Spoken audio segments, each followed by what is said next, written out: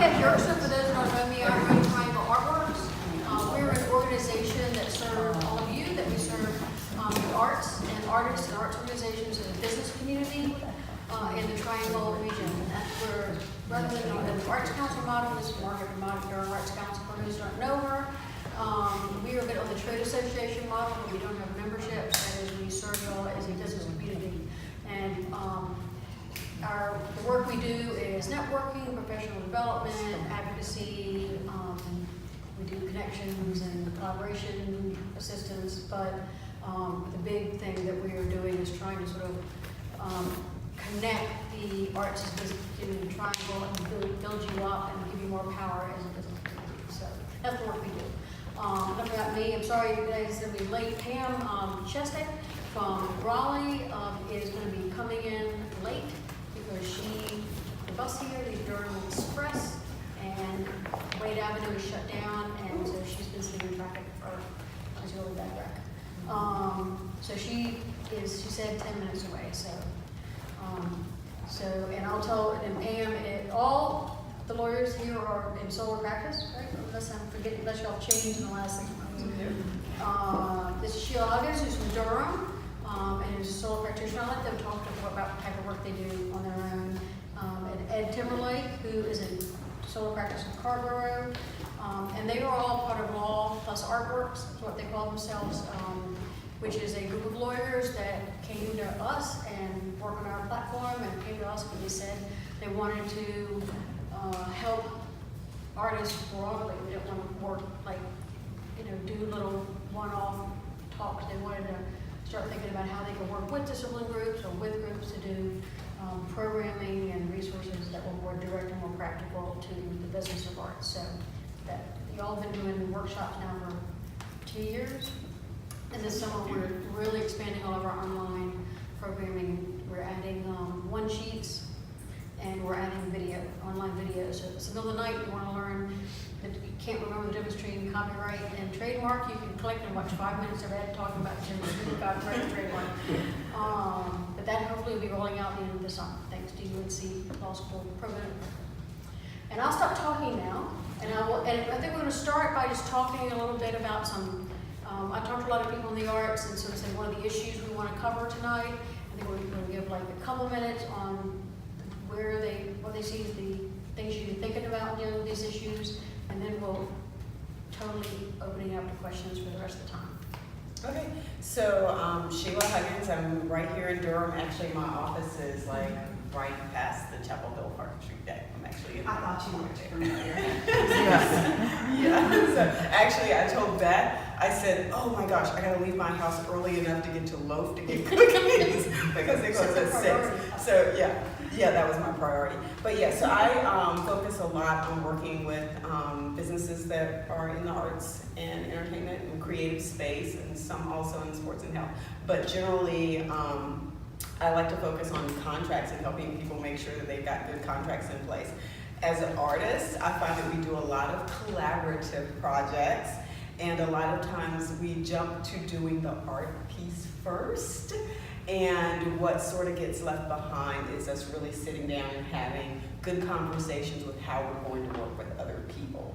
So typically it's good when people come to me at the beginning of those collaborations. Unfortunately, a lot of them come to me when they didn't have a contract in place and they're working with somebody else on, all sorts of projects. I've worked with people who are performance artists like dancers, videographers, photographers, and so a lot of times they didn't have the contract in place, and now they're coming to see me to help figure out how to, get access to like maybe a film that was done of the performance by the other person, intellectual property rights, just all kinds. Who's getting the revenues?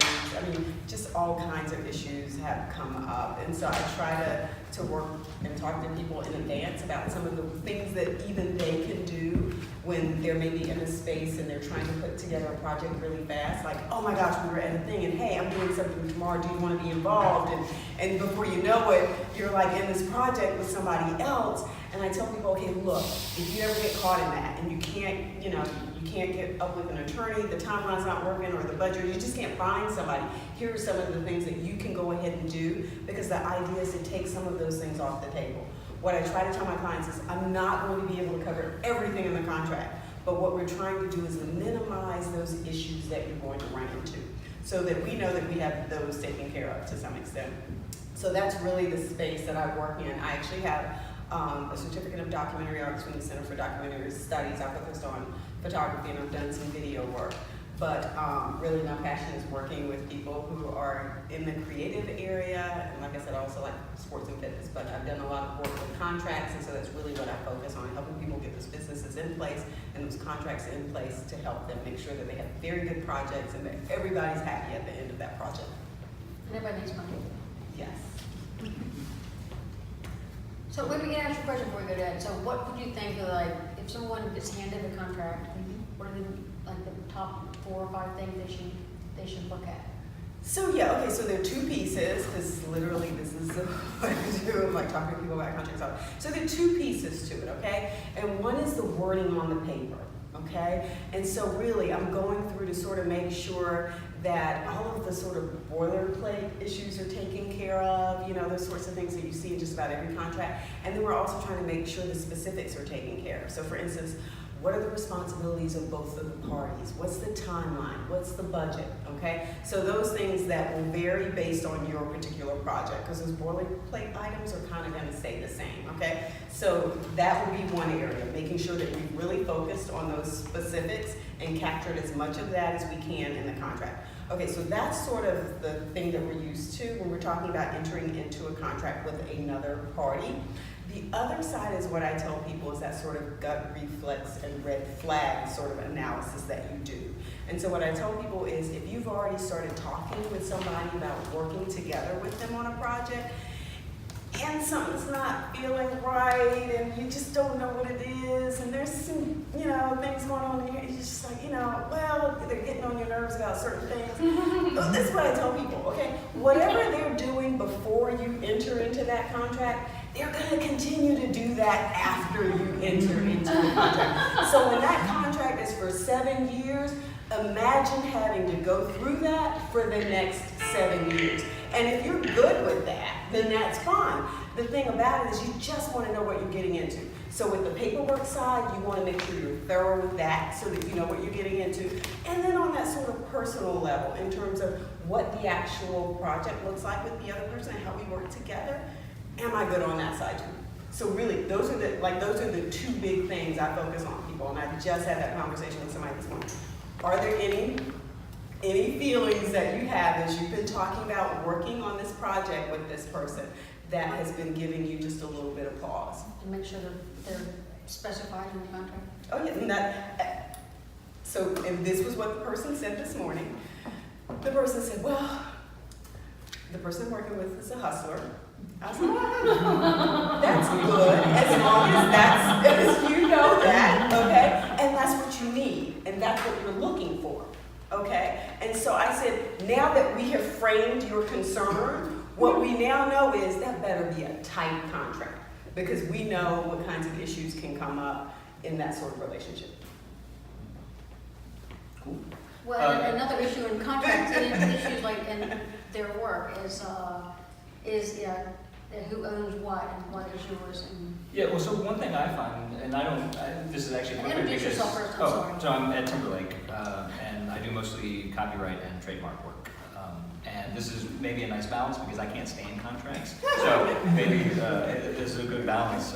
nobody loves contracts. Well, no, but I think one thing that maybe is just worth noting is you don't have to sign it. I mean, if you're in a position and somebody hands it to you, you can change it. I think a lot of people feel like, oh, well, we really want this to happen and we want it to go well, and you know, here's the thing, and I can't make trouble. Like, you can make trouble. You can, and in fact, I think in a lot of cases, there's sort of the other side will be expecting some sort of change, and so don't think that, you know, well, it's there on paper. It doesn't matter. The words, I mean, you can put anything there, and until you sign it, we can make the paper say whatever we want. So Just make sure the changes are in writing.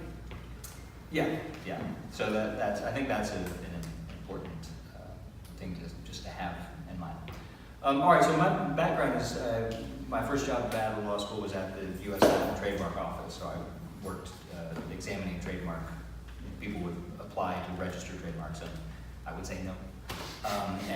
Or it would be like, okay, well, we gotta do something about this. And then I did basically the same job at the Copyright Office. People would apply to register copyrights.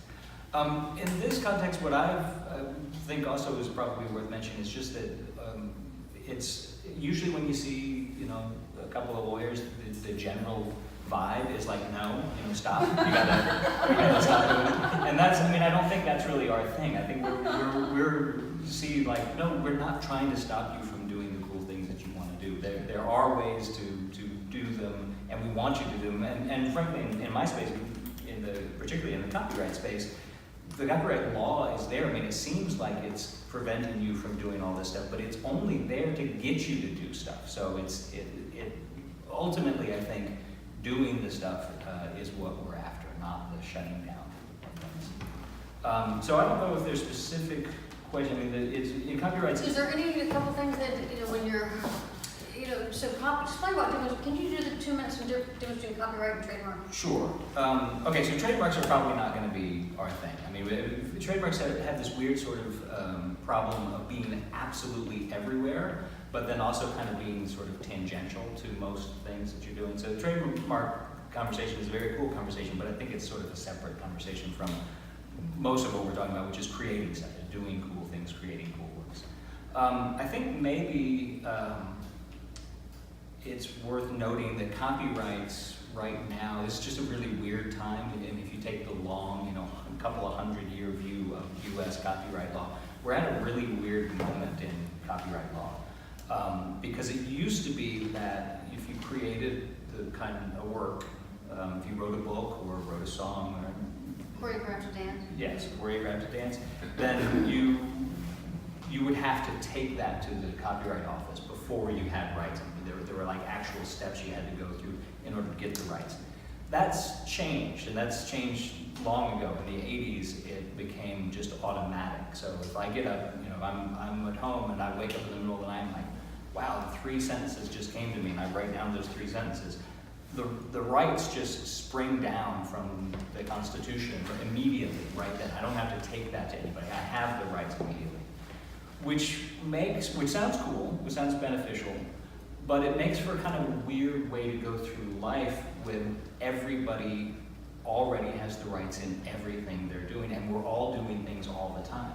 I think if you imagine sort of, it's almost like if you walked into a singles bar, a crowded singles bar on Saturday night, and suddenly the law just said, okay, everybody in the singles bar, you're all now married, immediately married. It's like, okay, well that sort of throws the dynamic off of what we thought we were even. So if you're looking at works, other people's works, now you pretty much have to assume that everything is covered by the copyright that somebody else owns. There is some stuff that's not covered by copyright anymore, but you're having to go back basically to the 1800s to get material. I don't want to plug my website, but like when I was looking for pictures, photographs to stick on my website, I'm like, well, this isn't going to look too good if I stick photos on my website and then get sued for them. All right, so where can I go? I'm like the 1800s. So I have all these old photos on my illustrating stuff. I thought they looked cool, but also it's just like I knew there wasn't going to be any problem using those. So I think also the two sort of the dual analysis, and this, I guess this sort of carries over into from the contract discussion a little bit, that if you're having a contract discussion, you've got the two things, like what does the other party, what do the other people want, and what do you want? We have different views. In the copyright space, you've got the stuff you're creating, and that's one whole issue. And then you've got the stuff that somebody else created that you maybe want to use, and that's a very different thing. And then, to me, that's on a daily basis, I see more issues. People tend to call up the lawyer less about their own issues than when they've gotten in trouble from using somebody else's stuff. And that is just sort of a continuing, we haven't really figured out how to live in the new world where copyright is automatic and copies are not, in the digital world where it's not difficult to make them copies. So I'm hoping. So, well, she's walking. All right. So. I was texting her, I was like, be ready to talk license the minute you get here. Oh yeah. Let's go back to the contract. So I guess, and if Brian Sullivan, how the law artworks person was here, he would say, you know, one of the things you should look at when you look at a contract is you should look at, you know, who the ownership of the creative work. And if it's your creative work, then you should look at the ownership.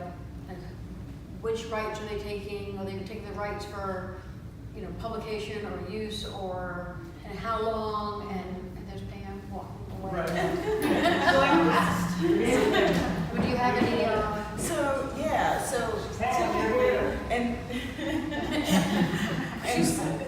And so now, and Ed's right. It's the world has changed a lot in terms of what you have access to digitally now.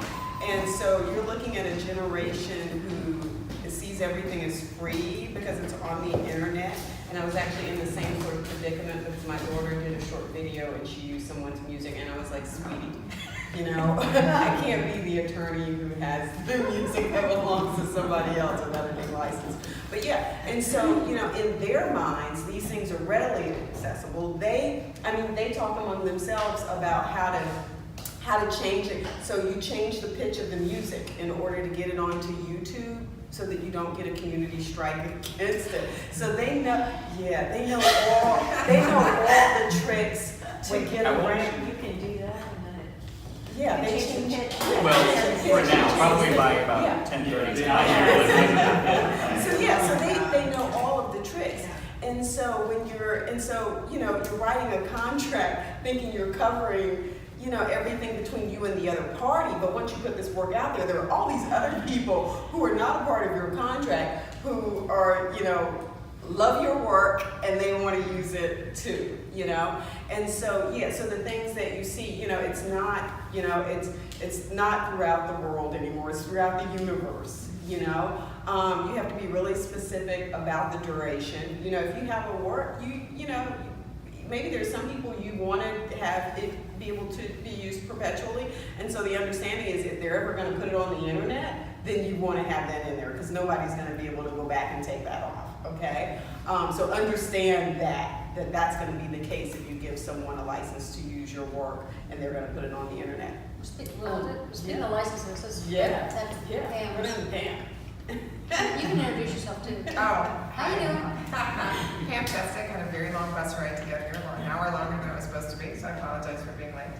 Bravo for getting here. I know, if I was in a car, I might have, had a second thought about the ordeal. But I'm a lawyer in Raleigh, North Carolina, copyright and trademark lawyer, and I work primarily in software, is what I work for technology companies, but I also have some other kinds of business that I do. So I do a fair amount of software licensing for sure. And I don't know what the question is, so. Well, we talked a little bit about copyright, we talked a little bit about contract. I mean, is there any, we're doing 3 minutes on things to think about providing licensing. Oh, yeah. So I think, you were giving some background, I think, on licensing. So I think what people don't understand about licensing is that it's happening on an invisible level. So that people see a lot of uses of works and they think that so-and-so is doing it, so it must be fine. And the reality is that there's a licensing relationship there, but you are not aware of it. So for example, performance, to use music for a show, you should have a license for that music. You can't just play it, you need to have a license for that music. But you, of course, as an audience member, you're not aware of that. So you may not realize that there's this cost of doing business associated with it. Music licensing is really, really awful. The industry, in my view, is in a complete state of disarray. It's with just this sort of archaic system, very complicated types of rights that are divided up in very complicated ways. So music licensing is particularly challenging. But, So let's stop and sort of take questions now, because I know a lot of y'all are here because you have something in your head that you're confused about. I will tell you, I'll do the disclaimer that we're not going to give individual advice, but obviously we have to discuss general, we're lawyers. We discuss We discussed it, they can discuss general questions. Anybody?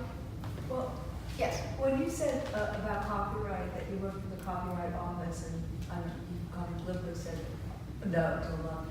How would that be if we already have a copyright kind of endowment? So the function really of the Copyright Office at this point, or at least that part of the examination of the Copyright Office, is to make sure that you have a good record. That they're basically the rules for how to I mean, I'm sort of oddly nostalgic for it now. They're literally a room full of card catalogs. You know, there's a giant, file with these little cards. We sort of were, I mean, we would like to think of it as bigger than this, but we were basically getting those cards right. We were putting the information on that card so that we would have a physical record in DC of something that you created.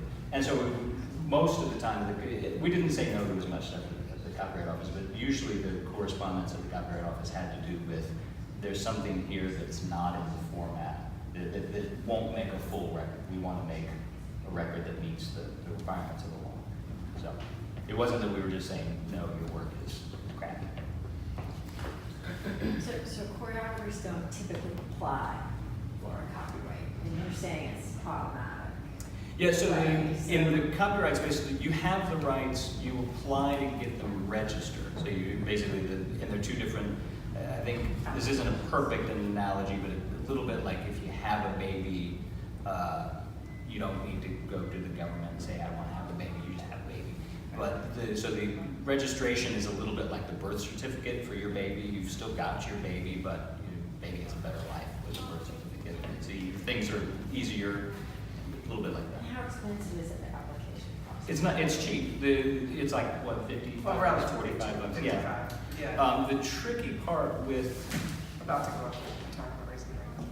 so, I mean, relatively speaking, it's not that, I mean, the goal there is to keep it low enough so that they don't want to keep people away. They want people to create stuff and they want people to apply to get their stuff registered. It's almost as soon as you're at the point of it being worth the filing fee, you're also at the point of it being worth talking to somebody even briefly to just say, look, this is what I'm trying to do. Is this going to reflect in the same way? Because the form is sort of deceptively short. I tell you, it's kind of clunky online, but it has these boxes that look like, okay, I filled in that space, but the legal significance of every one of those spaces is way bigger than you would ever know. I mean, they should have, like in the little forms where it has a little question mark on the side, they should have a giant question mark next to every single one of those things. And we have done, and some others have done, we do practical workshops where you bring your laptop in and you can register a copyright there. And so you leave with one registered and sort of the knowledge of what all those, little blanks mean. So the next one you can do by yourself. And I think if you're like choreographer for $50 on that, photographer is the worst, but they have to register every picture. You have to register everything. Well, Almost. yeah, that comes with an They do like asterisk. a body of work. Yeah. Could you do a body of work as a As a choreographer, re- or just each Yes. individual? Yeah, it depends on how it's been basically, if you were working on a bunch of things that hadn't been put out into the world yet, then yes, you can have a big group of things. But you wouldn't be able to go back after 10 years and say, I performed all 10 of these things and they were very public and now I want to just group them all. You can't really save money that way. So you can do something starting the date that you file into the future, but not retroactively. No, I mean, you can, it's mostly the giant question that's weird at the Copyright Office and is sort of not very intuitive for normal people is the question of what they call publication. And of course, in choreography context, that's a little different, but mostly the concern is, have a bunch of people seen this? Has this kind of gone out into the world a little bit out of your control? Or have you just kind of, a couple of, is it small level? And a lot of rights hinge on getting that question right, and that's a really hard question to get right. But if it's clearly unpublished, if it's just stuff you've been working on, small and testing out, like you revised it, that stuff, you can do a whole group of those. Like over as sort of an analogy in the literary context, because I was in the literary examining division, we often would have people who literally like, you know, it was their bottom drawer that they'd been tossing, so they've been writing stuff and just tossing it in the bottom drawer for, 5 years, and nobody had ever seen it. And they're like, here's my pile of stuff. Like, all of that stuff can get registered under one record for one. So you can glom them together for unpublished works, you can glom them together and register a bunch at one time. If they're published though, there are very, very strict rules on what you might be able to combine together. So published work is like considered a unit, like a separate unit, basically. Will they allow you to? Yeah, well, I was gonna say, I mean, publication is sort of this threshold, and there are different rules depending for once you cross that threshold, there are different rules for how you register it. For dance works though, I don't think there really is a particularly benefit to group registration, because they're fairly, even a 5-minute work is still gonna be, substantial enough that I would think you could register that by itself rather than trying to put together a bunch of things that haven't been published yet. I mean, it's easier when it's photographs or, someone's file drawer, it's easier to say, oh, these are, here's a bunch of stuff that's not published, I'm gonna register. But Can you all talk a little bit about the difference between, there's the choreography, sort of like music, there's the music, and then there's the performance of the music, and then the recording of the music. So I'm guessing it's much the same in dance. There's the choreography, and then there's the performance, and then there's the recording of the performance, potentially. How are those treated differently? What should they think about? So probably the first thing from the copyright standpoint is you have to, it can't be an idea that's floating around, it can't be something that you sort of tried out. There needs to be something that you can see about it. It needs to be recorded or seeable in some way, because, and if you think about it, you're going to turn around and say to the Copyright Office, I came up with this work, and they're like, what work? And you got to be able to convey to them. You can't just say, kind of, this idea of thing. So you can notate it, or you can record it with video, or there are various approaches that you can use for making it defined. But that's sort of the first step, is it has to be sufficiently defined in order to tell it. Because really the first analysis from the Copyright Office is, what's the work? That's basically the first hurdle you have to answer is, well, this is the work, and then you detail the steps. Is that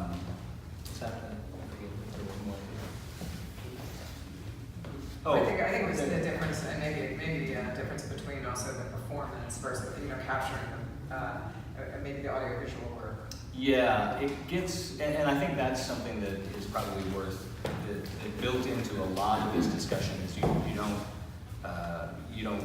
as far as I know, I haven't spent a lot of time looking at it, but I'm imagining there aren't a lot of YouTube videos with silent choreographic works. It's typically envisioned as, so it's got some sort of other element.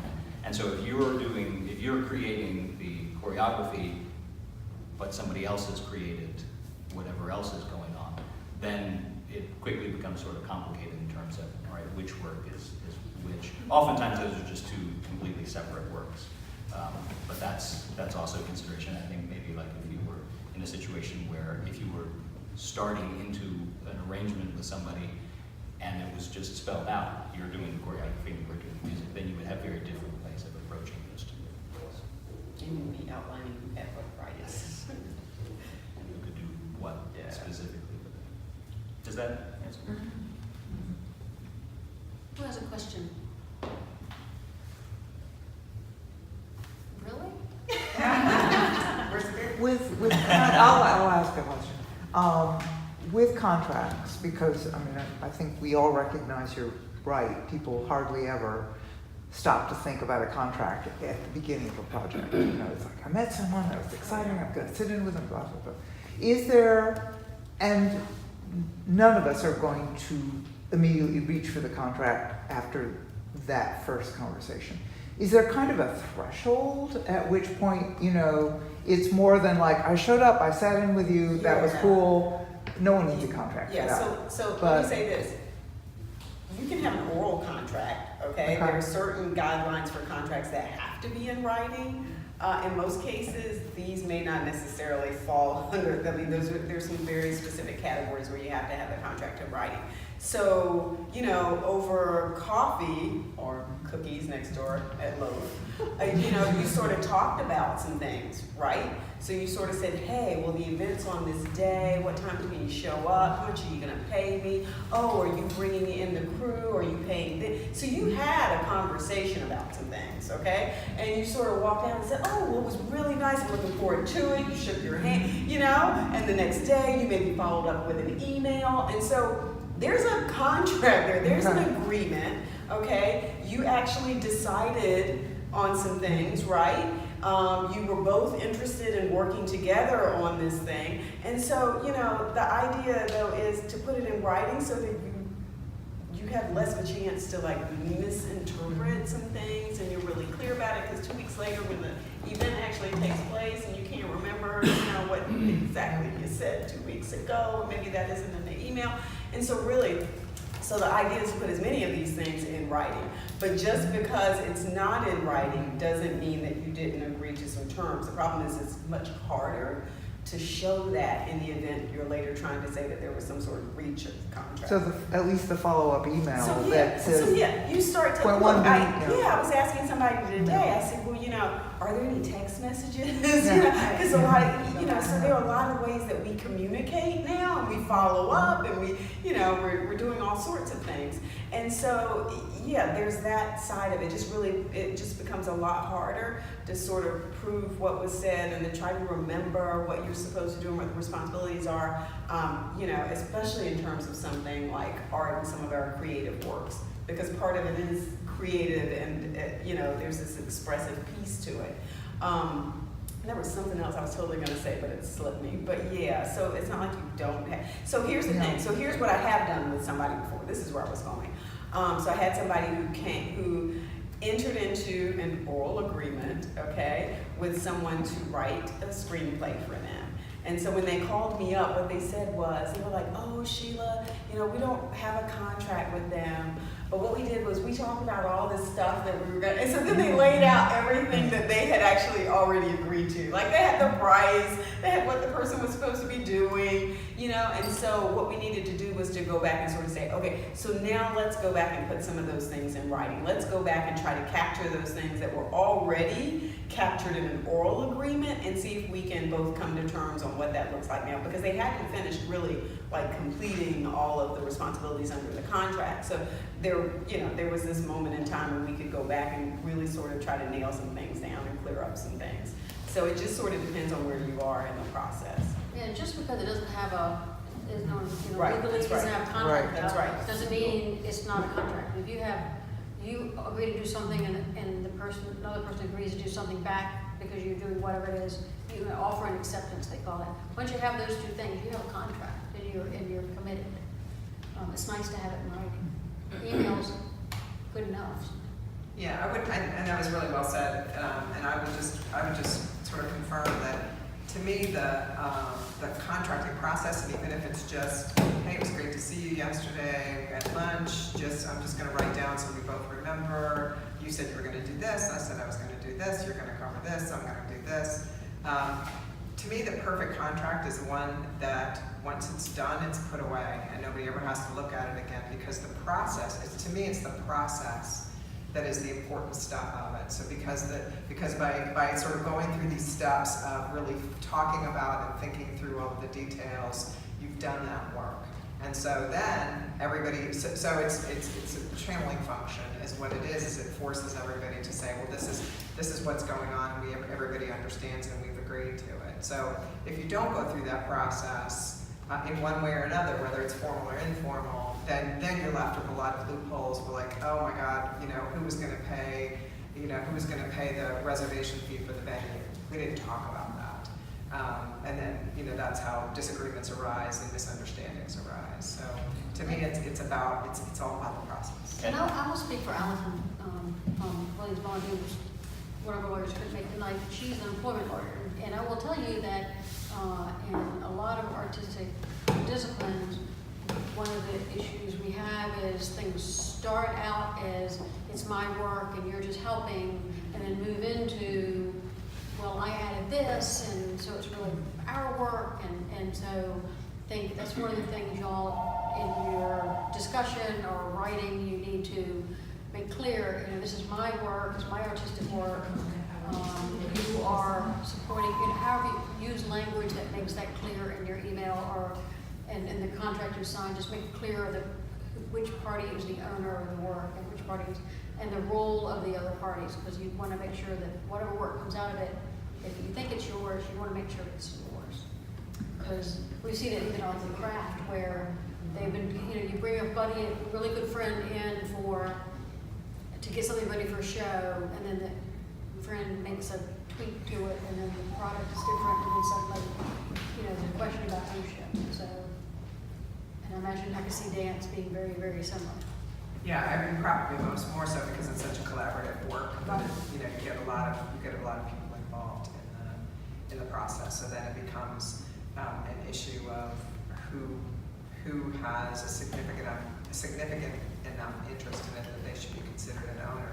And in the absence of an agreement on that, then there are default rules that will apply. Those default rules may not be to your benefit. That truly ownership is one thing, and that's also something that has to be in writing. It does actually have to be written down. Again, it doesn't have to be this sort of formal, agreement at the top, but it does have to be in writing. But that's where I've been writing a blog on ownership issues for 10 years, and there's no shortage of material to write about. It's exactly these, in all different fields, but it's exactly these kinds of issues that come up. So there is a default rule, but it's probably not going to work to your benefit. It may not work to your benefit. You want to have sort of written down what everybody's ownership interest is, and then if there's a shift, if someone's giving up an ownership interest, that needs to be done in writing, and it needs to be done the right way to make sure that it's legally effective. That's what happened between Robert Williams and Disney when he was doing his work in Aladdin. He was doing a lot of voice work for them and started ad-libbing and coming up with all this stuff off the top of his head. But they just wanted to pay him a flat fee, but he had created a bunch of the lines that ended up being in the movie. So that was a later change of ownership that they were in court big time about. And what's the default rule that you're talking about? It's not so easy.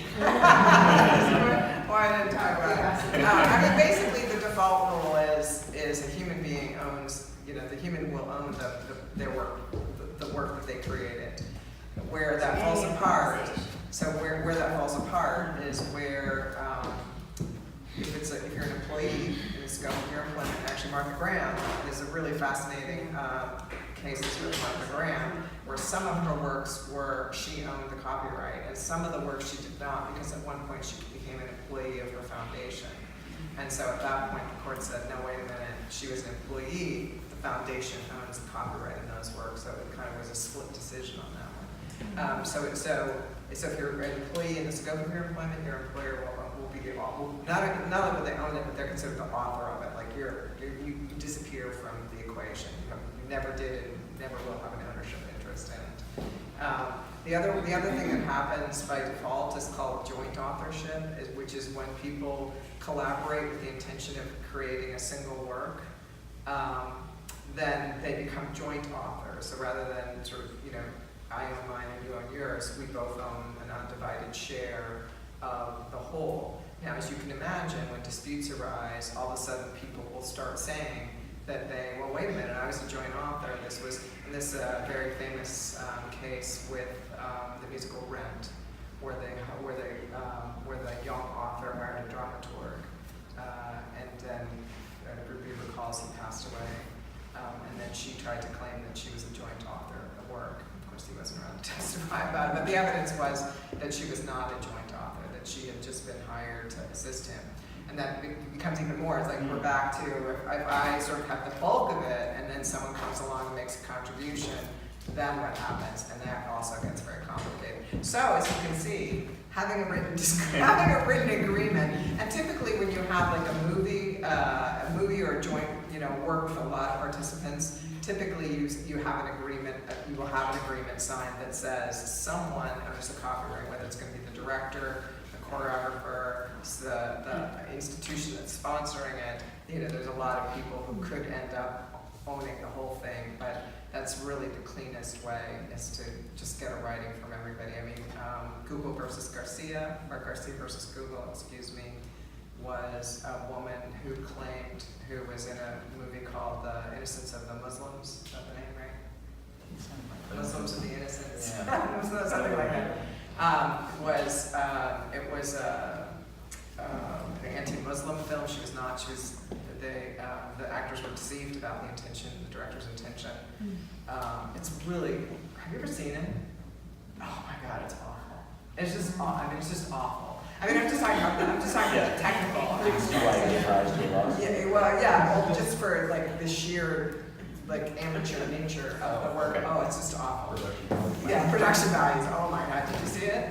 Oh my God. Anyway, but you know, there was a flop against the director. I mean, so there was an actress in it who got death threats. So she had spoken some dialogue, and it was dubbed over. The words in the movie were not. It was. We're talking like 14 minutes here. We're not talking. Her words were dubbed over. She received death threats. So it's nobody's minimizing sort of what happened, what the effect on her was, which was really horrific.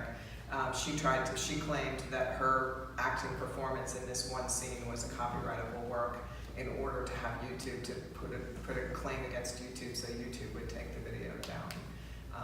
And so there were sort of a lot of moving parts on that, but she was not. The court said she didn't have ownership interest in her acting performance. But part of it, you know, but underlying all this case was there a written agreement, how the director got in writings. The director produced one and claimed, she said that her signature had been forged on it. But at any rate, that's a very dramatic way to tell a story that says, you know, when you're working on a work, when you're doing a work with a lot of different people, you should really consider having a writing that assigns ownership of copyright to, so that it's, you know, it's very clear who the copyright owner is of that work.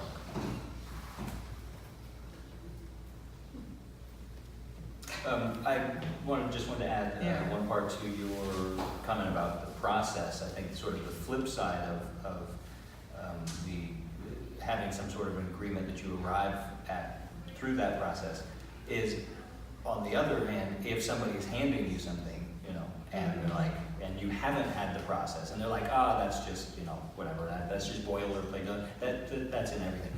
You still get to go through the process. So even if you really want it to happen, there aren't any words. There are a lot of boring words in contracts, but there aren't any words that don't matter. So you get to stop the process, or you should feel emboldened to stop the process and say, I don't know what this means, and I don't know why it's here. Explain to me why. Yeah, and specifically looking at, Brian would say, specifically looking at ownership, time, money. Because there are going to be certain things that are going to matter more than others. Yeah, and don't let anybody say that something in a contract doesn't matter. Or like, oh, well, it just says that, but we're not really going to do it that way. Yes. That always made me The licensing of the work, like, and that maybe not so important for dance, but like for, you know, who owns the rights to an image, can use it for T-shirts later on, how long can they use it? Yeah. You know, you've always got to think about that. You had a question. Yeah, if you could just talk a little bit about what are the legal expectations for a choreographer when using music and text in their work, and is there a difference between something produced at a university versus the general public? I'll jump in and maybe you Okay. can back me up. I mean, I think it's best to start off with the image that every single element somebody somewhere owns. And the fact that it's for a good cause doesn't matter, somebody still owns it. The fact that we can't find that person doesn't matter, somebody. I mean, there's the downside, and that's why I think I wanted to start positive with the idea that we want people to create a lot of stuff, that unfortunately the way some of these parts of the law are working right now is that people aren't doing things that would be great, because it's either just too difficult or just too expensive to track down. I mean, I think if we sat down and said, this is the responsible way to do something, you'd say we're nuts. We're like, nobody would ever do anything. Like, well, that may be the case. So any music that's coming from anywhere, particularly if it's recorded recorded. I mean, it's a little bit different if you're saying, well, I've got sheet music from 1800 and my kid's going to perform it. That's a very different thing. But typically we're talking about we've got something recorded because we want to practice to it, we want to envision it, and then we're going to perform.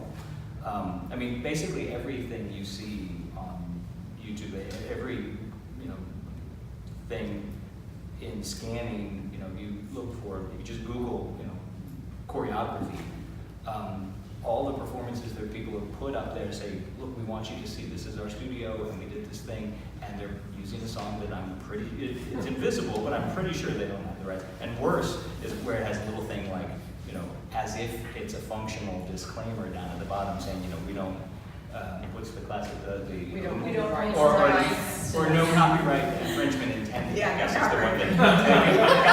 Yeah, right, the law doesn't require it. Well, now there's that new case, I think that works. Well, no, don't confuse that. Don't confuse that. And that's, I think, is photography, so we'll leave that on the side. Anyway, but so I think you have to start with the assumption that if you're going to use anything from anyone else, you're gonna have to track it down, or it's gonna have to be from the 1800s, essentially. I mean, that's overstating. Yeah, I mean, certainly for a public performance, you need to be thinking about, do I have the rights to do this for use of music or spoken word? So just to deconstruct it a little more, is kind of what Beth was alluding to before, is even in a piece of music, there are two sets of rights. There's the composer's rights and there's the performer's rights. So when you have a CD of music, there are going to be two sets of rights, two people with their hand out saying, I need this, I need this, my compensation for this. So in terms of a public performance, I think you definitely need to be thinking about that. If we're talking about, educational work, so one thing, as Ed said, you do license it. There may be a price distinction. If you're an educational institution or a nonprofit, there might be a price distinction in what it's going to cost for you to do that work, but you still have to be getting that license. Educational uses, if it's classroom uses, that's also kind of probably another kettle of fish where that might be a fair use where you actually don't have to worry about getting the license, right? So you kind of have to really evaluate each use that you have and say, and then on top of it, YouTube, as Ed says, I doubt that anybody has that stuff licensed because it's only us who think about, the three of us who think about this and go, oh my God, I can't.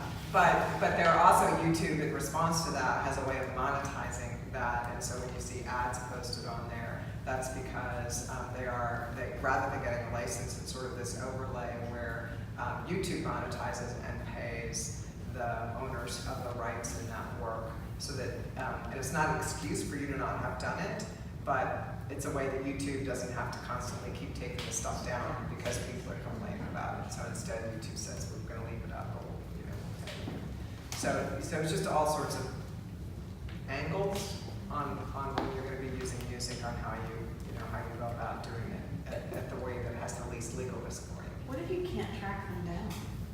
What happens? That doesn't mean that nobody owns those rights. And there's a giant problem of like 60, 75 years worth of stuff is just sitting there that's glorious and nobody can find the owners. And we haven't solved that one yet. We don't know what to do. So there's a lot of stuff that doesn't get used.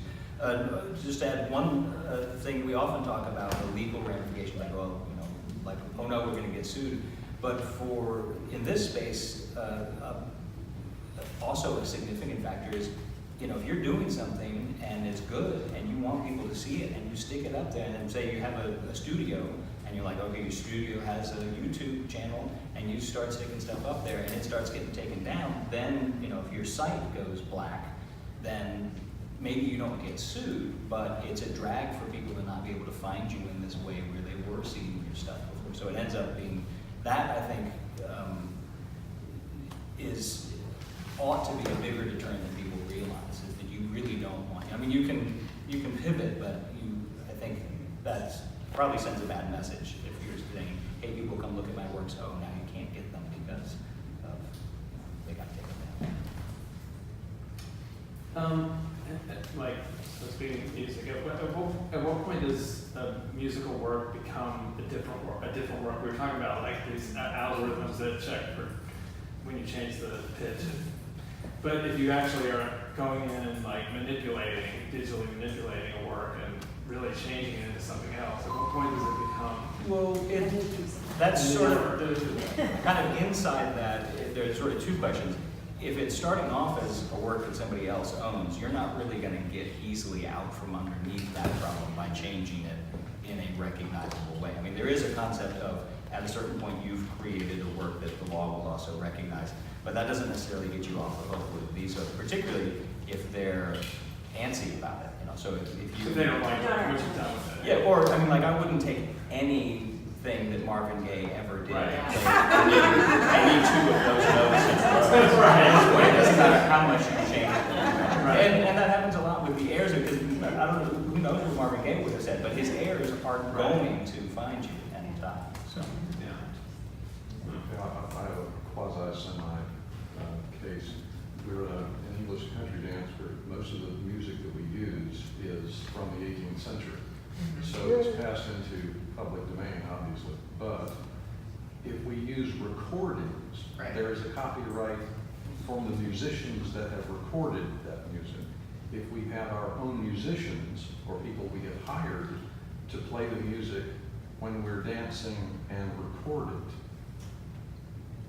how do the copyrights fold together there? So would we own the copyright to the video that we made? Because it's public domain, dances, obviously, it's public domain music. We hired the musicians to perform it. So would all that copyright belong to us at that time? yeah, so there is a danger, and this, I think this points out something that we always have to be really careful in the copyright context, is that the layers, there's a sort of a tendency to try and look through the layers, to like this by saying, oh, well, I'm looking at a picture of a statue, and that statue is no longer covered by copyright, so therefore I can use the picture for whatever I want. It's like, well, not necessarily. I mean, so, but I think you're in a safe layer there. So just to break out the layers, so you have music written in the 18th century, not under copyright. Right. That's fine. You can perform that music. But when you perform that music and you record that music, then that you've created a copyright in the sound recording of that music. And the question becomes, who owns the copyright in that sound recording? Now, we just described several participants, say there are 4 musicians, right? Just because you hired them does not make, they're not your employees, they're independent contractors, and that's a sharp distinction. So just because you're paying them does not mean that you own the copyright as the hiring party For their performance. for their performance. So they still, remember I started out with the human being owns the copyright. So unless you have a written agreement with them that says, you as the producer or whatever your relationship is that pulled this together, unless you have a written agreement with those performers that says, I'm going to own the copyright in the sound recording, they will own the copyright in their portion of the performance, and let's talk about whether that's a joint work or not, or exactly how that looks. But and then now taking that just to take it to another level. So now we're doing a videotape of the performance with the music. So then we have another copyright, which is in the video, which is an audiovisual work that is of the dance performance with the music by the performers. So that's what Ed was saying. It's like you're looking through, we deconstruct it this way and But say this is each what. has to look at it as work. I mean, those people, are creative, they're doing the work, they need to have rights to the work they're doing. And that's- Yeah. And sort of the flip side of that, or another way that we see that, is when you think back on some of the classic cases of famous, musicians, where we're like, we all know that performance and we all, know that song. But you're like, well, why is that person, why did that person go broke? And because typically the record company, for a lot of the 20th century, the record company would get them to sign that paper. So we're sort of at that point where, look, you're performing it, but you need to sign that over to me. So if you really wanted to commercialize that work with these performers. Well, we're nonprofit, number one. Right. But I'm just with my hypothetical here. If you wanted to commercialize it, you would definitely want to have an agreement with those performers that said you own the Written copyright. agreement with a performer. So if we have a performance that is not using their recording, but the musicians are there in the hall. Mhm. We are there in the hall. Everybody's doing their thing at the same time. We would still need an agreement, a written agreement with those musicians that If you want to own the copyright, if you as the nonprofit want to own the copyright, yes. But if you're just having, if nobody's recording anything and it's just Saturday night and you're dancing, that's cool. I want that to happen. I'm talking about doing videos for instructional purposes. Okay, yeah, now you're into a different. All right. And you have to get on the So, but this is where, Not like, to this is where, monetize particular. well, and this is where Ed and I are like, I'm really sorry that I have to say this. I'm really, because honestly, the world will turn tomorrow if you completely ignore this problem. You will not get into any trouble. It's not gonna, you know, like, but from a legal perspective, that's the way that the law would look at all of these The relationships. reason I ask is because there are thousands of these dance videos Yes. out there of people. And that's who why we're have like, a weekend thing and they just set up a camera and they just put them up on their website and even on YouTube. If you want to see how to perform a dance, you just go to YouTube, sit for that dance. You've got the hall full of people, musicians there, and you watch the dance to see how it's yeah. done.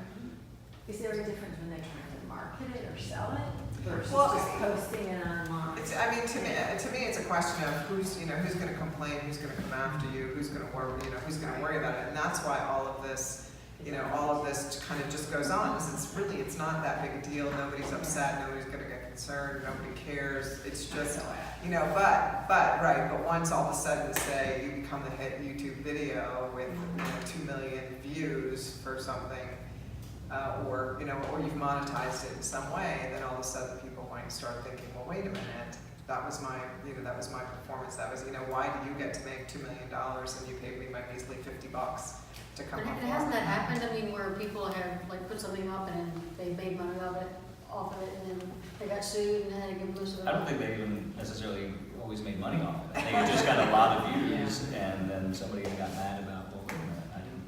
Yeah, so I think our goal here is to sort of raise awareness on what's going on. It's not to sit here and say, oh my God, you have to make sure that you have your, for the Saturday night, barn dance, make sure that you have the fiddler and the guitar player sign their agreement, it's just. Well, in an absolute sense, it seems to depend upon how popular, say, a YouTube video would become. If we would do that, put it online, and the world turns magically, and everybody is looking at this particular dance as the definitive version of how this dance should be done, and this is how the music should be, and everybody's looking at this, and we haven't had a written an agreement with the musicians. The musicians go, oh, wait a minute, we're getting a lot of noise here. We need to be paid for that. Yeah. Especially people are using or taking sound recordings off of that video and using them themselves. Yeah, that another becomes interesting. another Yeah. twist to it. Yeah. So I mean, all of this really is just risk assessment. Yeah. Like, what's the likelihood this is going to blow up for me? And the same thing even with the follow-up email. Honestly, I think that my only job is risk assessment. I can tell you what the risk is and help you work and help work through that risk. But what's the likelihood that something's going to go wrong? And the more likely it is either that something's going to go wrong or going to make big money, then perhaps the more formalistic you should be about getting everything sort of buttoned up neatly. So How difficult would a simple contract of that be?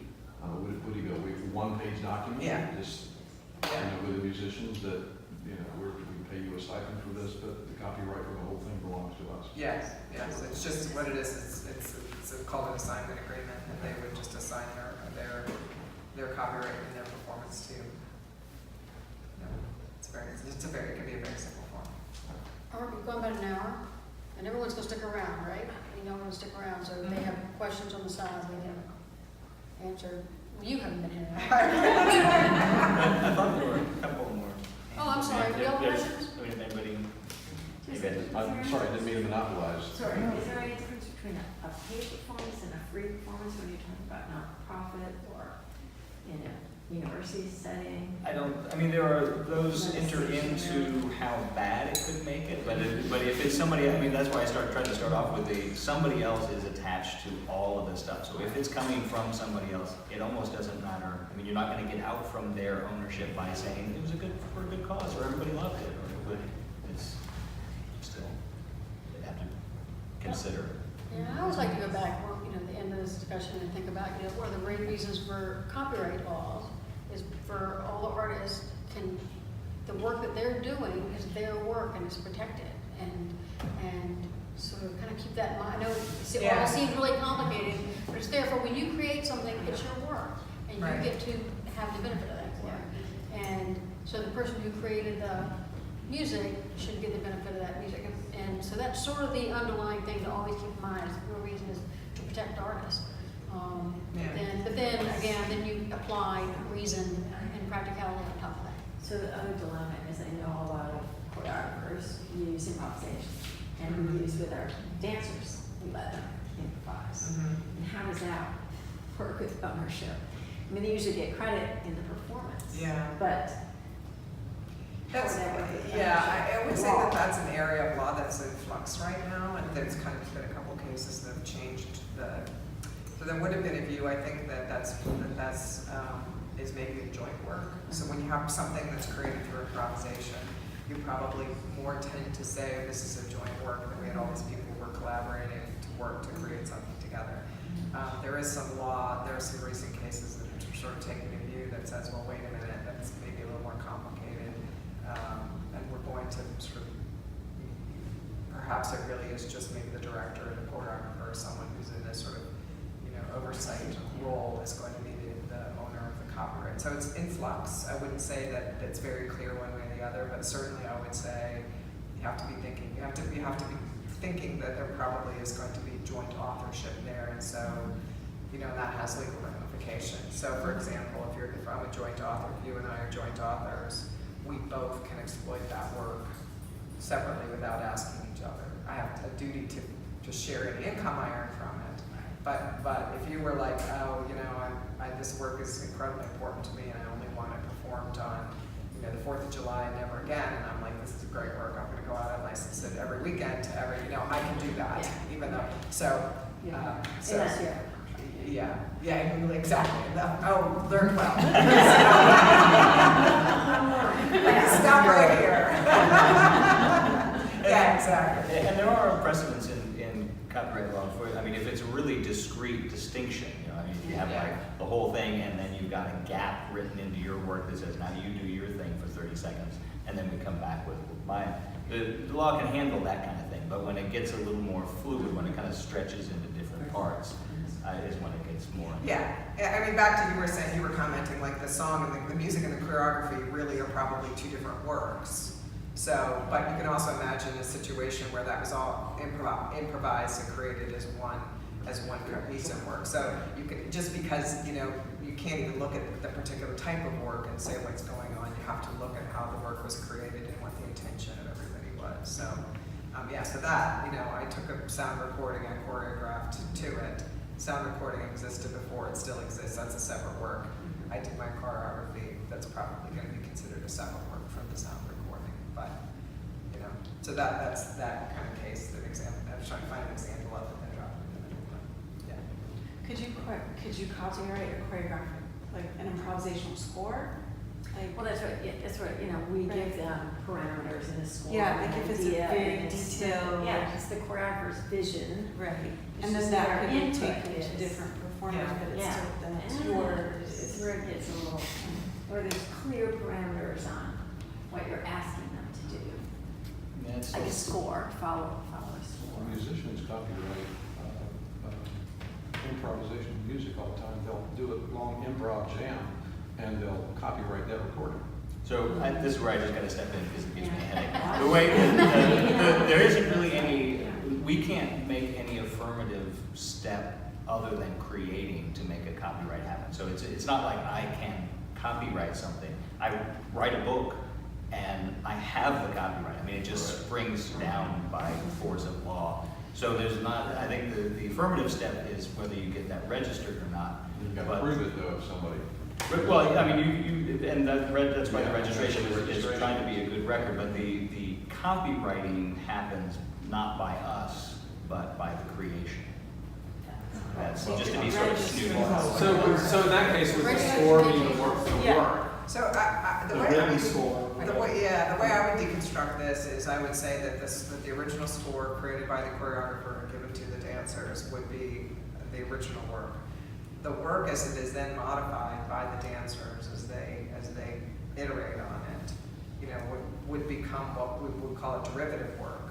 So the choreography would be the sole author of the original work, and then as you create this subsequent work that kind of riffs on it and builds on it, where there are more authors, and so then you have this collaborative work that would be a derivative work. So now we're talking second level of work that may have more authors because of the level of type of participation of the dancers. Is that? Yeah. Yeah. That's, yeah.